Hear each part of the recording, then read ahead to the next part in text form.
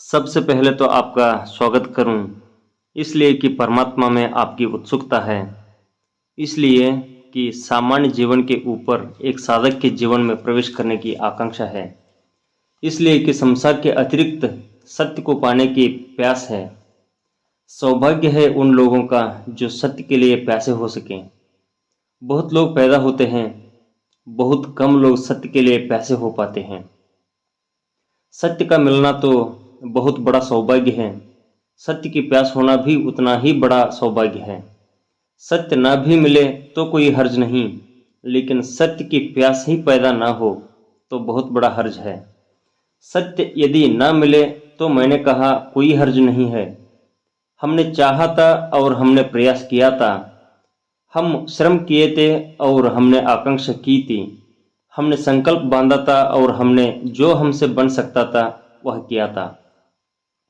और यदि सत्य न मिले तो कोई हर्ज नहीं, लेकिन सत्य की प्यास ही हम में पैदा न हो तो जीवन बहुत दुर्भाग्य से भर जाता है।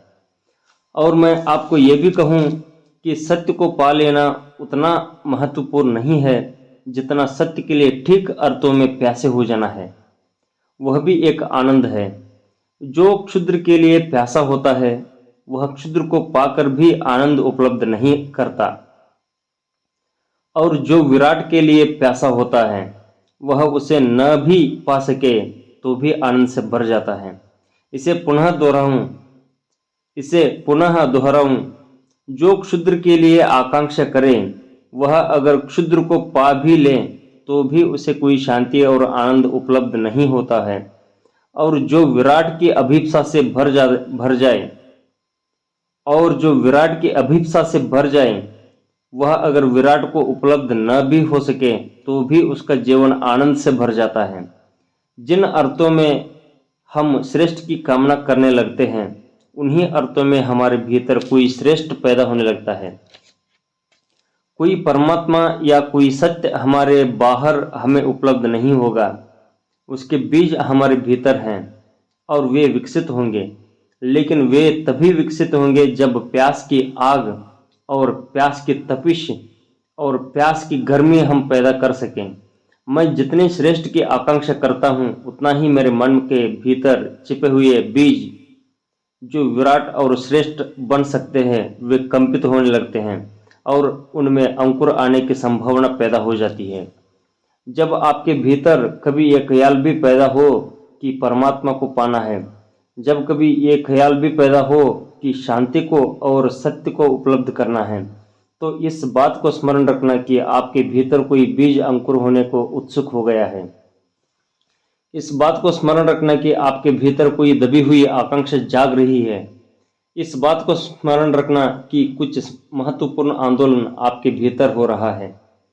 उस आंदोलन को हमें संभालना होगा, उस आंदोलन को सहारा देना होगा, क्योंकि बीज अकेला अंकुर बन जाए इतना ही काफ़ी नहीं है, और भी बहुत सी सुरक्षाएं जरूरी हैं।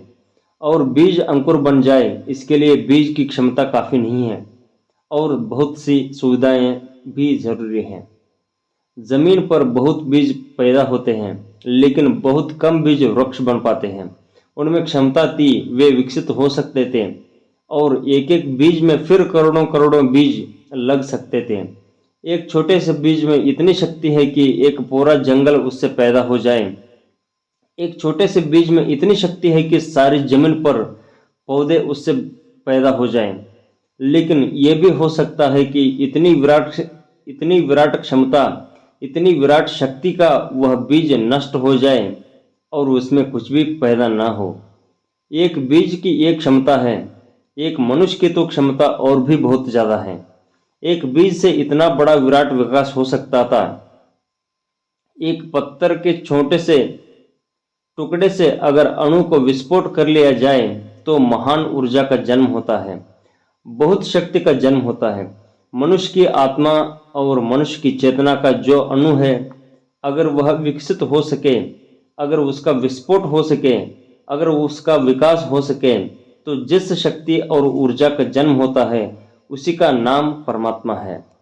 परमात्मा को हम कहीं पाते नहीं हैं, बल्कि अपने ही विस्फोट से, अपने ही विकास से जिस ऊर्जा को हम जन्म देते हैं, जिस शक्ति को, उस शक्ति का अनुभव परमात्मा है। उसकी प्यास आप में है, इसलिए मैं स्वागत करता हूँ।